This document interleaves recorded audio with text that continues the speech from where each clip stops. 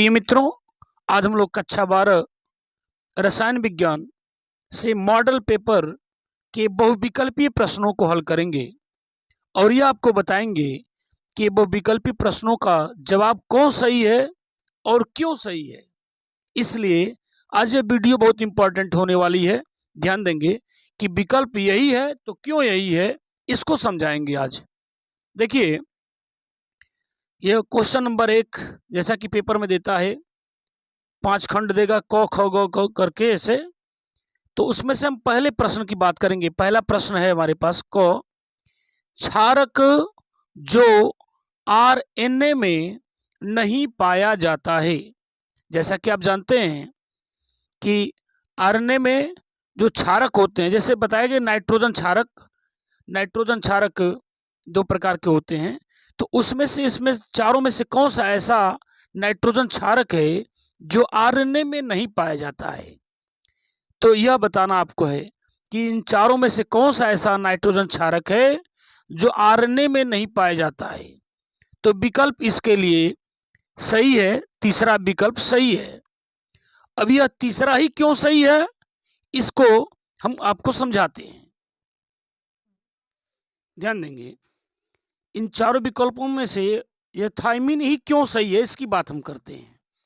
तो जैसे नाइट्रोजनी जो क्षारक होते हैं या नाइट्रोजनी क्षारक कह लें आप, ये 2 प्रकार के होते हैं।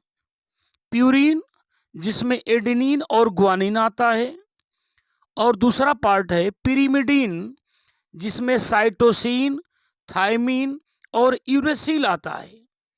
तो इस तरह से अगर हम बात करें तो कुल 5 क्षार हैं। कुल क्षारक कितने दिख रहे हैं? 5। एडेनिन, नाइट्रोजन क्षारक कुल कितने हैं? दोनों मिला के 5 है। एडेनिन, ग्वानिन, साइटोसिन, थायमीन और यूरेसिल। अब क्या है, एडेनिन और ग्वानिन और साइटोसिन ये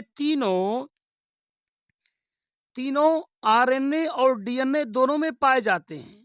आरएनए और डीएनए दोनों में पाए जाते हैं, लेकिन ये जो थायमीन है यह केवल डीएनए में पाया जाता है, और यूरेसिल जो है वह केवल आरएनए में पाया जाता है। तो यहां पूछा गया कि कौन आरएनए में नहीं पाया जाएगा, तो यूरेसिल तो आरएनए में पाया जाएगा, लेकिन थायमीन ऐसा है जो डीएनए में पाया जाता है, आरएनए में नहीं पाया जाता है। तो इसलिए विकल्प हमने कौन सही किया? थायमीन सही किया। तो इन चारों विकल्पों में बता दिया कि एडेनिन, ग्वानिन और साइटोसिन ये तीनों आरएनए डीएनए दोनों में पाए जाते हैं, लेकिन थायमीन केवल डीएनए में पाया जाता है, जबकि यूरेसिल केवल आरएनए में। तो थायमीन ऐसा नाइट्रोजन क्षारक है जो आरएनए में नहीं पाया जाता बल्कि डीएनए में पाया जाता है। ये थायमीन विकल्प सही है। अब आते हैं हम लोग दूसरे प्रश्न पर। अब इसके प्रश्न ख की बात करेंगे। किसी अभिक्रिया के लिए वेग स्थिरांक के बराबर 2.3 × 10⁻⁻5 लीटर प्रति मोल प्रति सेकंड है। यानी लीटर है और मोल पावर -1 है और सेकंड पावर -1 है। यह मात्रक दिया गया है। तो इस अभिक्रिया की कोटि क्या होगी, यह आपको बताना है। यानी किसी अभिक्रिया के लिए वेग स्थिरांक के का मान इतना दिया है, मात्रक यह दिया है, लीटर, मोल पावर -1, सेकंड पावर -1। तो इस अभिक्रिया की कोटि क्या होगी? तो इस अभिक्रिया की कोटि द्वितीय कोटि की होगी यह अभिक्रिया। तो विकल्प नंबर 3 सही है इसका। अब क्यों 3 ही सही है, इसको आपको हम समझाते हैं क्यों 3 ही सही है। वेग स्थिरांक बराबर होता है वेग बटा सांद्रता का पावर n। यानी वेग स्थिरांक बराबर होता है वेग अपान सांद्रता का पावर n, जहां n क्या है? कोटि है। हमसे कोटि ही पूछा गया है, तो जो n का जो मान आएगा वही कोटि आएगी। तो चूंकि वेग स्थिरांक का यह सूत्र होता है, तो वेग स्थिरांक की इकाई क्या होगी? इकाई यानी मात्रक। तो वेग स्थिरांक का जब सूत्र यह है, तो वेग स्थिरांक की इकाई क्या होगी? वेग स्थिरांक की इकाई बराबर क्या हो जाएगी, वेग की इकाई बटा सांद्रता पावर n की इकाई। तो वेग की इकाई होती है यह mole litre power -1 second power -1 और सांद्रता की होती है मोल प्रति लीटर, प्रति लीटर, इसलिए इस पर -1 है और होल पावर n हो गया। अब ध्यान से हमारी बात को सुनिएगा, मोल ऊपर है, कुछ नहीं लिखा है तो इस पर 1 है, इस पर जो मोल है पावर इसका n है तो मोल पावर n आएगा, लेकिन ऊपर लेके जाएंगे तो -n हो जाएगा। ये चीज थोड़ा ध्यान देना आपको है कि यह मोल अपने जगह पर है, मोल पावर कुछ नहीं तो 1 है, और यहां जो मोल है उस पर पावर n जाएगा, और चूंकि n है लेकिन ऊपर लेके जाएंगे तो -n हो जाएगा। ऐसे ही देखें, लीटर पावर -1 है यहाँ, और यहाँ जो लीटर है n से जब मल्टीप्लाई करेंगे इसका तो लीटर पावर -n होगा, लेकिन ऊपर ले जाएंगे तो +n हो जाएगा, और ये सेकंड पावर -1 है ही यहाँ। अब क्या हो जाएगा, मोल पर पावर 1 है, मोल पर पावर -n है, तो दोनों का बेस सेम है, दोनों का आधार सेम है, दोनों मोल है, तो मोल को एक बार लिखेंगे और घातों को आपस में जोड़ देंगे, तो 1 n दोनों को आपस में जोड़ेंगे तो 1 n ही आएगा, और यह हो जाएगा लीटर पावर n-1 और ये s पावर -1 है। इस तरह से हमको समीकरण 1 मिला, यानी हमने सूत्र के माध्यम से इकाई निकाला, मात्रक निकाला, जबकि सवाल में हमको जो मात्रक दिया गया है, जबकि वेग स्थिरांक का दिया गया मात्रक हमारे पास क्या है, मात्रक यानी इकाई हमारे पास सवाल में दिया था, मात्रक दिया था litre mole power -1 second power -1, इसको हमने समीकरण 2 मान लिया। तो ये सवाल में दिया गया मात्रक है और ये हमारे द्वारा निकाला गया मात्रक है। अब क्या करेंगे, समीकरण 1 और 2 दोनों के मात्रकों की तुलना कर लेंगे। तो तुलना कैसे करेंगे, इसमें मोल पर पावर है 1 n, और जबकि समीकरण 2 में मोल पर पावर क्या है -1, यानी मोल का मोल से हम कंपेयर कर रहे हैं, ध्यान देंगे इस बात को। तो मोल में क्या है पावर 1 - n है, इसमें मोल पर क्या है -1 है, तो इसका मतलब कि 1 - n इक्वल -1 हो गया। कंपेयर करेंगे दोनों के, तो -n अपने जहां पर रहेगा, उधर -n पहले से है, ई प्लस -1 है, यहाँ ई +1 है, उधर जाएगा तो -1 हो जाएगा, तो -n इक्वल क्या मिला -2, माइनस से माइनस कैंसिल हो गया तो n का मान मिला 2, जबकि हमने पहले ही कहा था कि n जो होती है कोटि है, इस तरह से कोटि का मान हमको क्या मिल गया 2 मिल गया, इसीलिए विकल्प 2 हमने सही मान।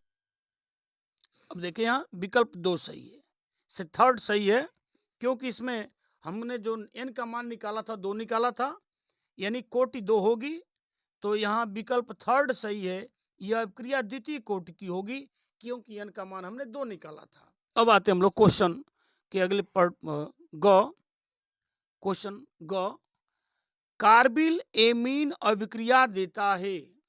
ये 4 विकल्प आपको दिए गए हैं और चारों एमीन है। कभी कभी प्रश्न ऐसे पूछ लेता है कि इन चारों एमीनों में से कौन कार्बिल एमीन अभिक्रिया देती है, तो यह हमको बताना है कि कार्बिल एमीन अभिक्रिया कौन देता है इनमें से। तो हमारे पास जो विकल्प होगा वह सही होगा, फर्स्ट जो हमारा विकल्प है यह सही होगा। अब क्यों यही सही होगा, इसकी बात करें, यही क्यों सही होगा, तो आइए बात करते हैं क्यों सही होगा। प्राथमिक एमीन को क्लोरोफॉर्म तथा एल्कोहलिक KOH के साथ गर्म करने पर आइसोसाइनाइड यानी RNC, आइसोसाइनाइड का सिंबल है RNC की तीव्र दुर्गंध आती है, इसे कार्बिल एमीन अभिक्रिया कहते हैं। तो हमारे पास प्रश्न भी यह हो गया कि कार्बिल एमीन अभिक्रिया किसे कहेंगे। तो प्राथमिक एमीन को क्लोरोफॉर्म तथा एल्कोहलिक KOH के साथ गर्म करने पर आइसोसाइनाइड यानी RNC की तीव्र दुर्गंध आती है, इसे कार्बिल एमीन अभिक्रिया कहते हैं। इसका मतलब कार्बिल एमीन अभिक्रिया कौन दे रही है? प्राथमिक एमीन। कार्बिल एमीन अभिक्रिया कौन देगी? प्राथमिक एमीन देगी।